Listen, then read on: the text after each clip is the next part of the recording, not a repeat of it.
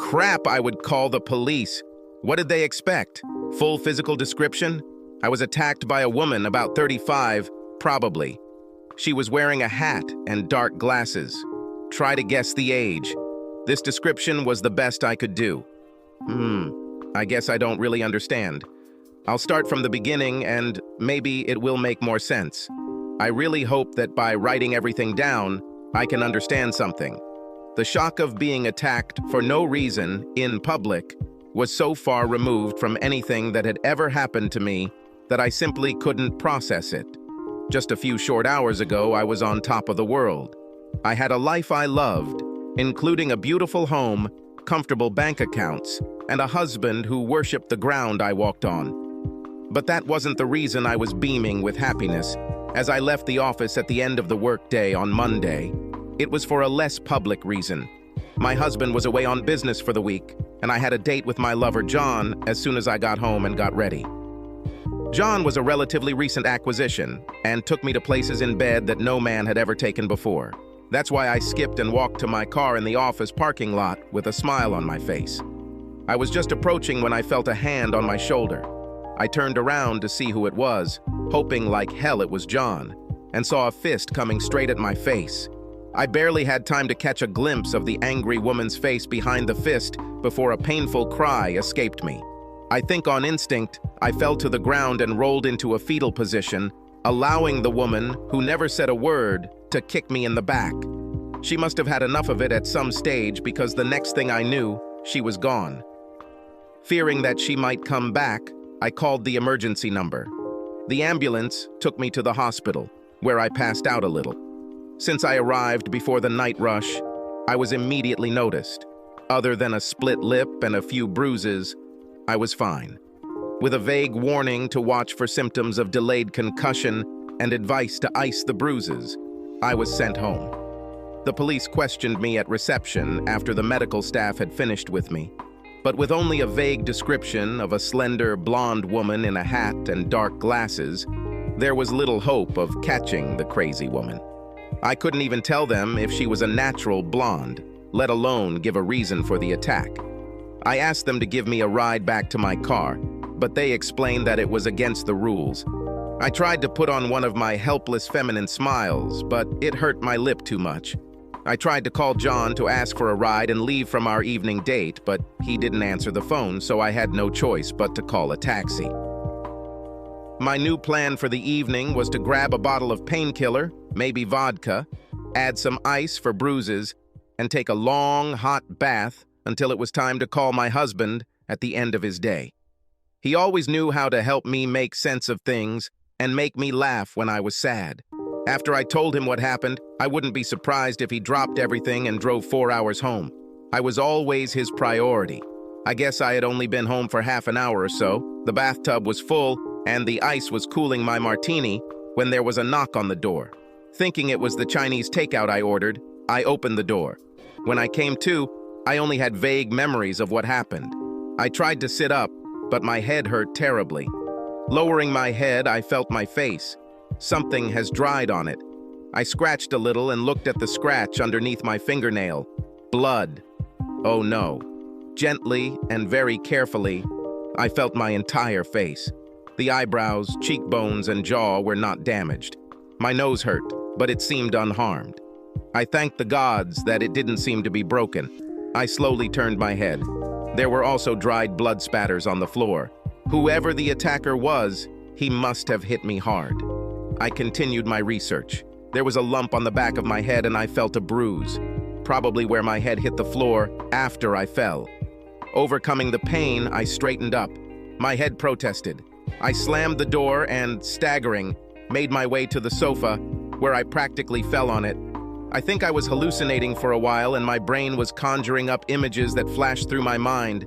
My consciousness, halfway between flashbacks and movie-like stills. Definitely a woman, stocky, with long black hair and almost bushy eyebrows. The rest of the face was hidden by a scarf. That's all I saw, except for some kind of wooden handle or bat flying right between my eyes. I fucking woke up embarrassed, still on the couch. The clock above the mantel showed 4:25 a.m., and I had a terrible headache. Any movement felt like a bowling ball was ringing inside my skull, hitting the walls. As I staggered into the kitchen, I felt a pain in my groin. Whoever that bitch was, she must have put her boot in my groin. I swallowed 2 painkillers and staggered to the bathroom. The mirror in the bathroom did not reveal a very pleasant sight. Whatever they hit me with, my nose was not hurt, but my cheek was broken and I had a black eye. Who crap take it? Was this woman? And the other one this afternoon, yesterday? Even though I was a real estate agent, I didn't think I made any enemies. What the hell is going on? I was wondering if I should call more than one ambulance, but decided not to do it. The doctor said yesterday afternoon to watch for delayed concussion for 8 hours. It's been longer since I was hit the second time.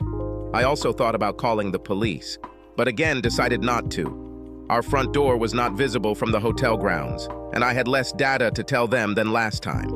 However, one woman accidentally attacking me is one thing, but 2 is just weird. I decided, despite the late hour, to call Dave. He would know what to do. Oh, shit. Dave. What did he think when he tried to call me last night like he always did, and I didn't answer? He would try calling my cell phone and home phone, and then ask where I was. I hope this didn't make him think that I was sneaking out of the house when he wasn't here. I have always been incredibly careful in my dealings. Wouldn't it be ironic if a false tip gave me away? Taking my mobile phone, I checked how many missed calls there were from my husband. Strange, but there were none. I picked up my home phone and dialed the number to get a list of my latest actions. The last unanswered call was made 3 days ago. What the? I couldn't remember the last time Dave didn't talk to me when he was gone.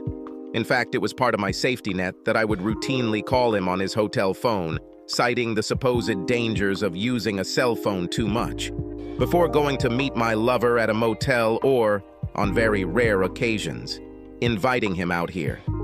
This reminded me that I had called John on my cell phone the previous afternoon and had not yet deleted the recording.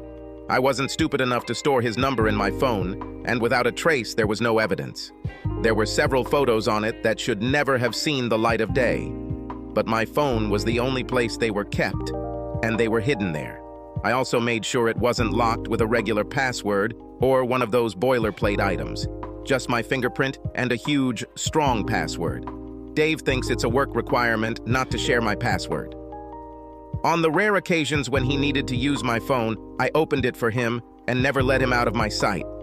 I decided it was safer to store the photos on my phone that I can protect than any other media that could be discovered. I deleted the call to John, left a message in his message bank, and noted that he also did not answer my previous call. I'm surprised Dave didn't call. Despite the early hour, I called him. I really needed to hear his comforting voice. Call went straight to the message bank, which was weird. Maybe he lost his charger and his battery died or something. This wasn't the first time. By this time, it was already after 5 in the morning, and I had a show at 9 a.m. There was no way I could show up looking like I did now, so I put on more makeup than usual to cover it up. After all, I had a whole arsenal. I should probably explain this. You see, all through high school, I was very ordinary. You've all met those who watch from the sidelines as all the boys worth their salt ignored them to go after the athletic, popular, bright girls, although I was proud that I was not like some other plain ones. They exposed themselves to everyone, mistakenly believing that being sexually popular meant they had succeeded. Thus, I was a virgin when I left school at 16. My parents were not overly ambitious towards me and were happy to support me as I attended a series of evening courses to gain some administrative qualification while I worked as a waitress in my spare time. I lost my virginity to someone who I realized too late was a smart predator. I realized this when the next morning, after a quick, not convenient sex in his hotel room, he asked me to leave. I chalked it up to experience and thought that this episode had made me an expert at choosing predators. That did not happen. My next 2 sexual encounters ended just as disastrously. The one after them was a guy with less experience than me. Here, I already left him after the first night. This is how I sailed through life until I was 20. That's when Dave came into my life. Dave was a year ahead of me in school and seemed to be my male equivalent. He was tall and thin, but nothing else about him was striking. We got to talking at the restaurant where I worked, where he invited several clients to lunch. After the first meeting, I learned enough to understand that he was a man with a clear career plan and determination to get things done. I accepted the date, and the rest, as they say, is history. I slept with him about 2 weeks after we met, and it was obvious that we were both so inexperienced that it was uncomfortable. We were both willing to learn and used each other to do just that. If I had to describe my life 12 months before his 21st birthday, I would say satisfied. I had a boyfriend who was clearly moving and evolving and who clearly loved me to death. We were never invited to high-class social events, but neither of us thought it was important. We moved into an apartment together, and I was taking a realtor course, paid for by Dave, when my crucial birthday arrived. Dave celebrated his first big bonus check by spending part of it on me. There was my own car, a voucher for 2 days with my personal beauty consultant, and a larger diamond engagement ring than I ever expected to wear. I said yes at the right time, got behind the wheel of the car, and put off receiving the voucher. Oh, how I wish I could just tear up this damn voucher. This way, I could have a husband whose phone wasn't turned off and a face without bruises. Dave reminded me several times about the voucher, but I was immersed in planning a simple wedding. Neither of us had a large list of friends. In the end, I decided to use it as a little indulgence for myself to relax before the big day during the day. That's when I found out what the voucher was actually for. This gave me 2 days with Caroline. She was an elegant woman in her early 30s. I don't know what qualities she had, but she had an amazing eye for how to demonstrate femininity. Our first destination was a hairdresser where I was forced to do a major overhaul, and I have to say I was nervous about the outcome. The rest of that first day was spent shopping. Caroline led me past my usual favorite clothing stores to the more upscale end of town. Suffice it to say that later that evening, Caroline used my phone to ask Dave to update the money on my credit card. At the end of the day, I looked in the mirror at my new hairstyle and clothes and almost called Caroline to tell her not to worry the next day. The hairstyle and clothes were for real beauty. Oh, why didn't I do this? The next day, we were at the salon by AITA. I was pampered with a pedicure and manicure, a facial and scalp massage. Then I was introduced to Colin. Colin was apparently more fun than a tree full of monkeys, and if you believe him, was once a beautician to some pretty famous stars. She and Caroline used the face as a canvas to paint, sculpt, trim, and highlight over the next 2 hours, including several erases. I wasn't allowed to look at myself in the mirror until the two of them declared me perfect.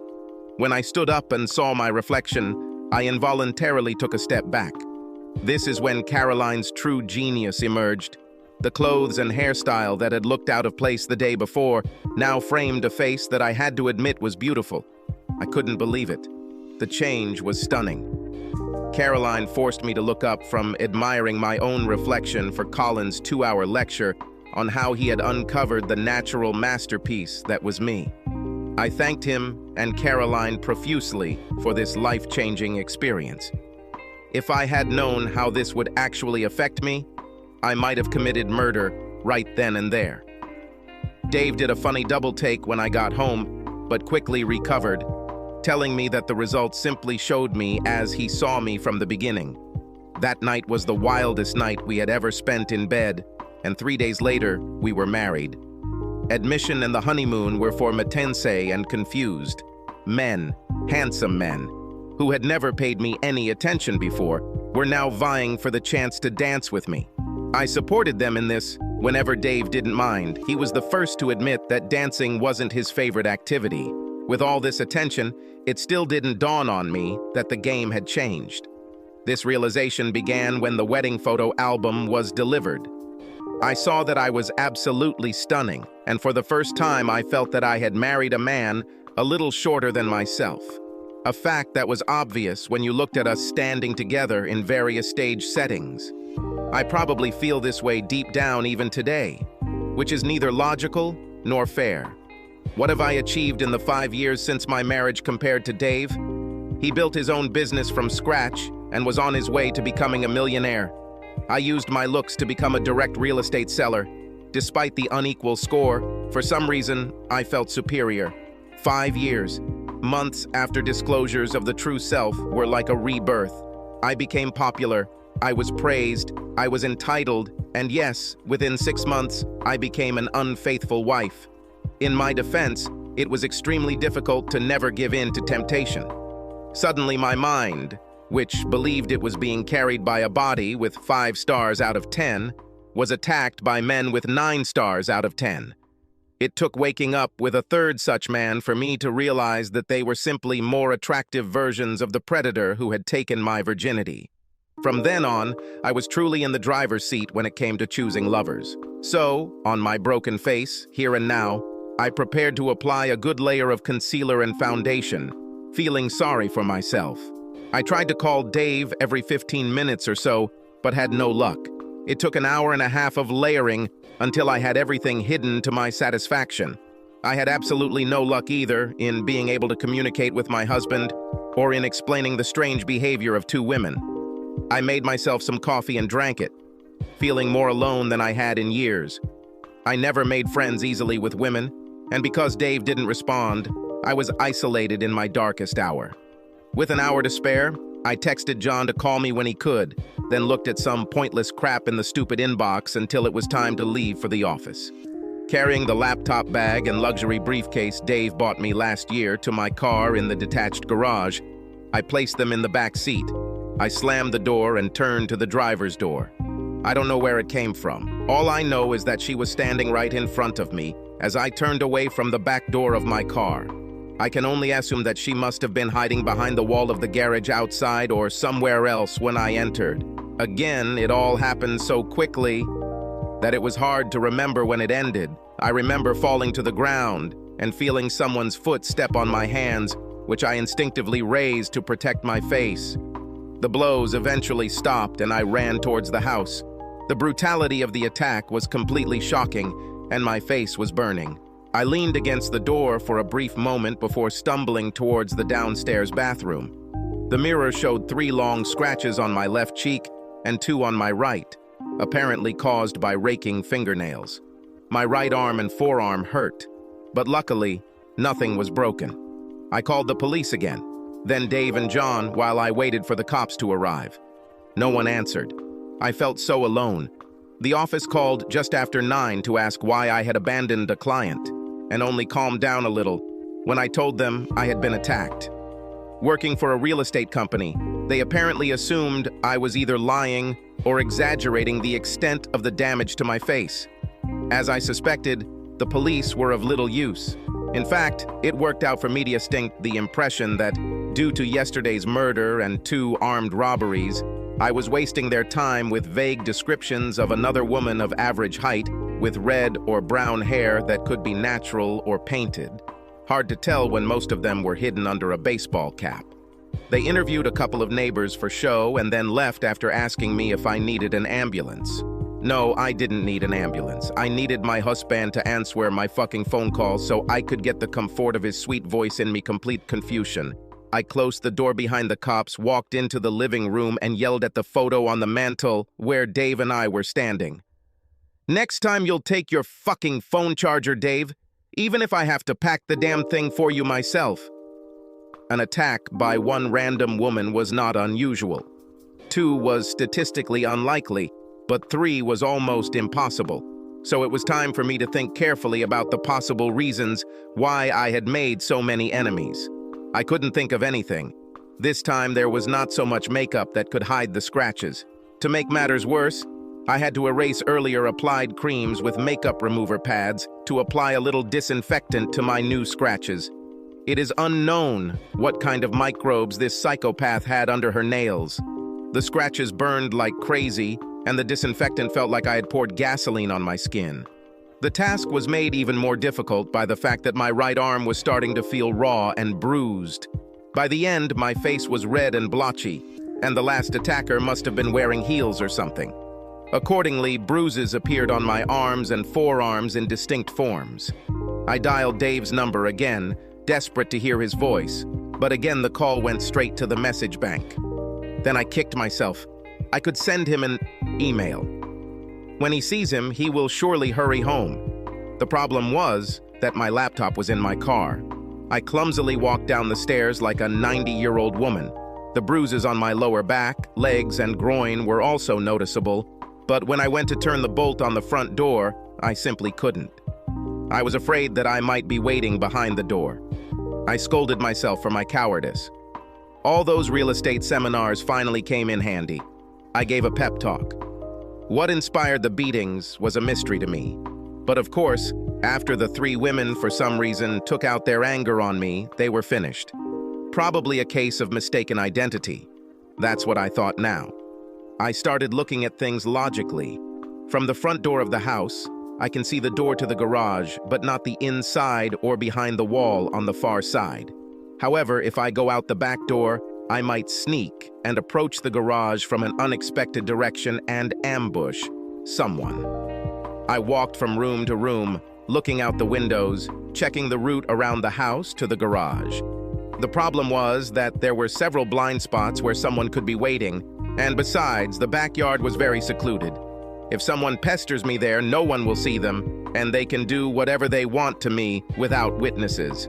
I was in no shape to defend myself, let alone fight back. I was thinking about all this when my phone rang. "Dave, finally!" I rushed towards him, ignoring the protest of my bruised and battered limbs. I was disappointed. It wasn't Dave, it was my office. They managed to calm my client down and arranged for me to meet him at the hotel in 30 minutes. My excuses that I was injured fell on deaf ears. They were working lean during these depressing times, and if I couldn't handle it, they made it clear to me that they could find a replacement who could. This still left me with the problem of how to get to my car safely. A light bulb went on in my aching head. I'll call a taxi. I did just that, giving very specific instructions about parking in the middle of the driveway where I could see everything from the house. After all, there could be someone hiding behind the garage or behind the hedge on the property line, but of course with the taxi driver as a witness, I would be safe. While I was waiting for the taxi, I did everything I could for my face. 10 minutes later, the taxi horn prompted me to make one last visual check outside, and then an awkward dash to the safety of the taxi. I didn't really relax until we were a block away from home. The driver was a woman, which worried me. But after she asked where I was going, she lost interest in me. 15 minutes later, as we approached our destination, I realized that I had eaten my fill. The house keys were in my briefcase in the back seat of my car, which was parked in the garage. If I order the taxi to return, I will be at least 25 minutes late for the meeting, and the client may well be very indignant at being set up a second time and demand my head from the agency. I decided to somehow get through the scheduled meeting. I could show the client the exterior and report some bureaucratic mistakes with the keys. I'll almost certainly miss out on the sale, but hopefully I won't get fired. I dialed Dave's number again before we pulled into the driveway of the house. In the end, I had to wait half an hour for this damn client. She also came by taxi. She was a tall, dark-haired woman of about 30, quite pretty, except for the eyes hidden behind her dark glasses. She was carrying one of those huge bags that seemed to be a fashion trend this season. When she saw me, she looked at the piece of paper in her right hand before stuffing it into her bag, walking towards me. She seemed to swallow my excuse for the key fiasco, but looked irritated when I explained that the best thing I could suggest was to walk outside, looking in the windows. Luckily, I knew everything about the property by heart, so I didn't have to refer to any notes also left in the briefcase. I knew in my heart that if this house didn't sell quickly, the owners might lower the price enough for Dave and I to buy it. It was a beautiful, green area populated by young urban professionals. Dave and I would fit in perfectly here. We walked out into the backyard where I pointed out a spacious art studio located separate from the main house. After I finished listing its features, I walked over to the master bedroom window and peered through the gap in the curtains to see how good the view was. I heard an inappropriate sound behind me.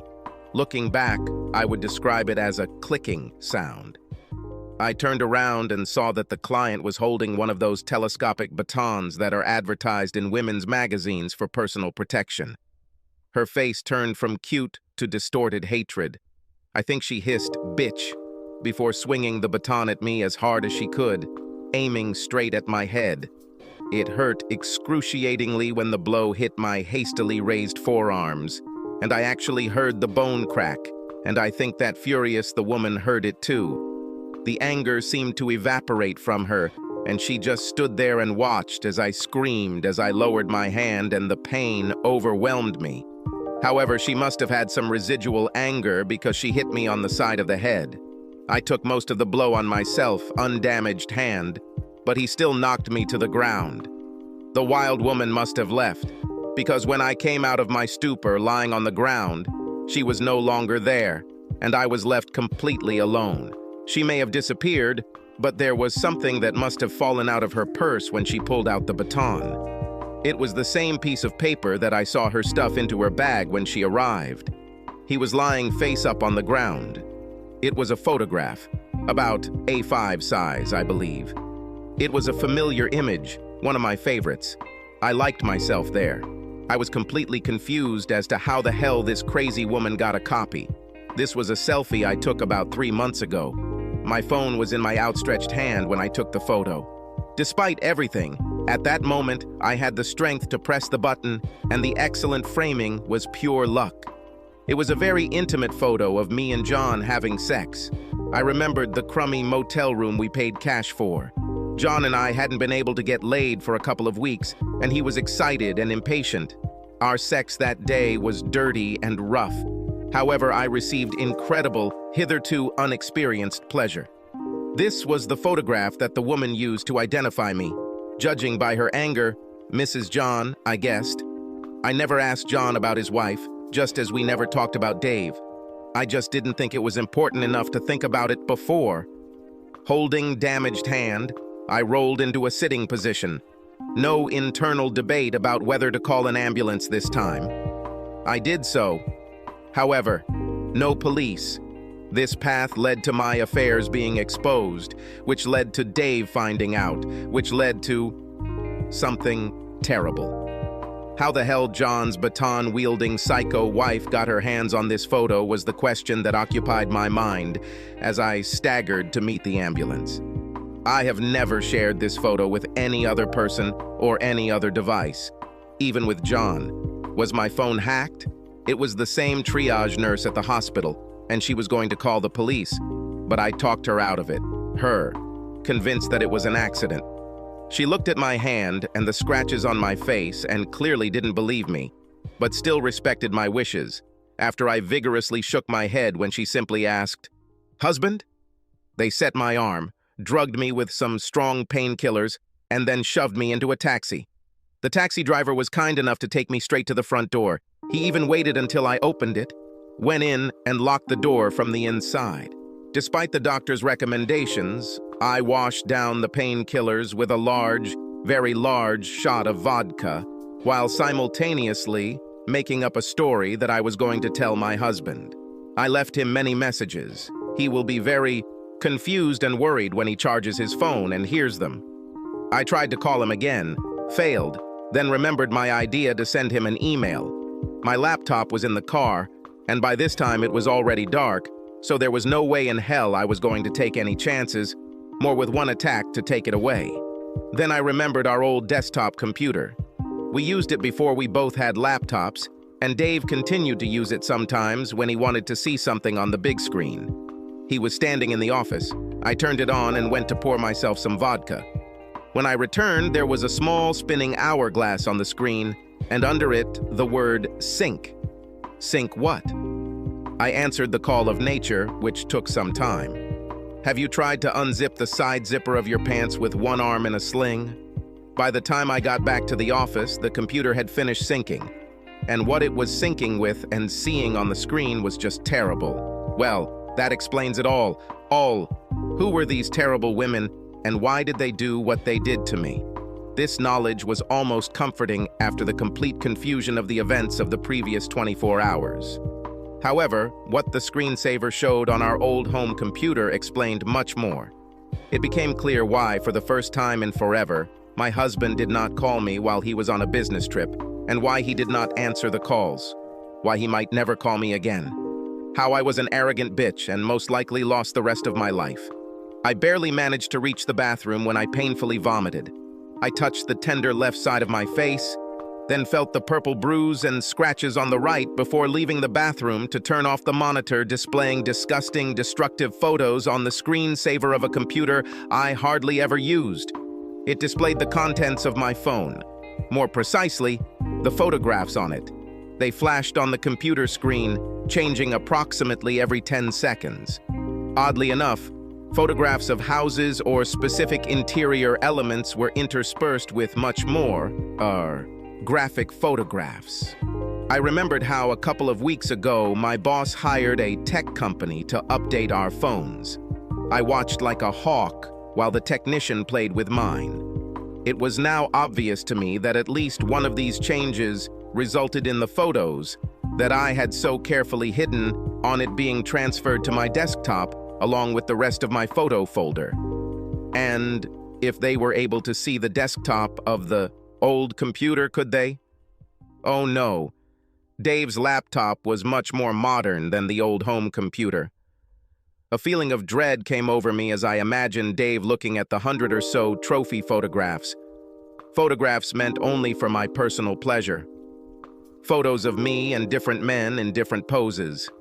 Can I imagine David capturing photographs of my lovers' faces and printing them, taking them to my work, and comparing the faces to the names in their files with the help of our secretary who always had a soft spot for him? Unfortunately, yes, I can. Names led to addresses and wives. Wives who saw these photographs. Wives who, in my case, provided the blows, scrapes, and bruises. After yet another unanswered call to my husband's phone, I struggled upstairs and checked his wardrobe, but what I saw only made my depression worse.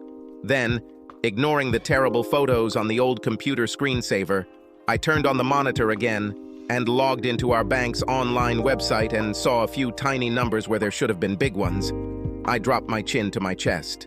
The realization of what a spoiled, conniving, entitled bitch I had become shocked me.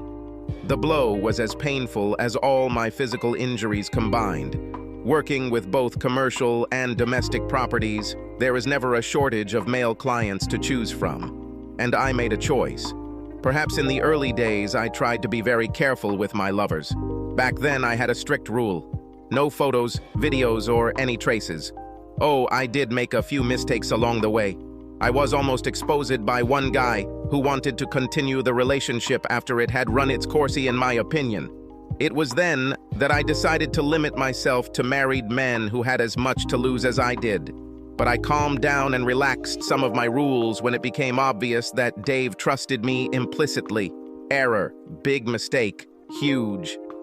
I should have stuck to the no photos rule. I kicked myself for your absolute arrogance.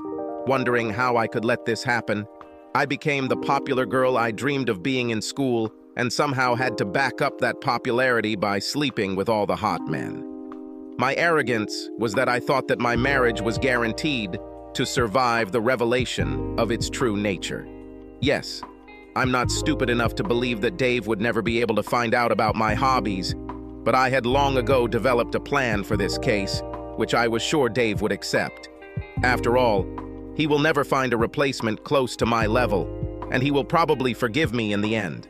My plan was based on the assumption that Dave finds out about only one lover. I would tell him that this time I was weak. They say he was a skilled seducer. I would cry. I would promise that this will never happen again. Now go to bed and let me share all that I have learned and kept to myself.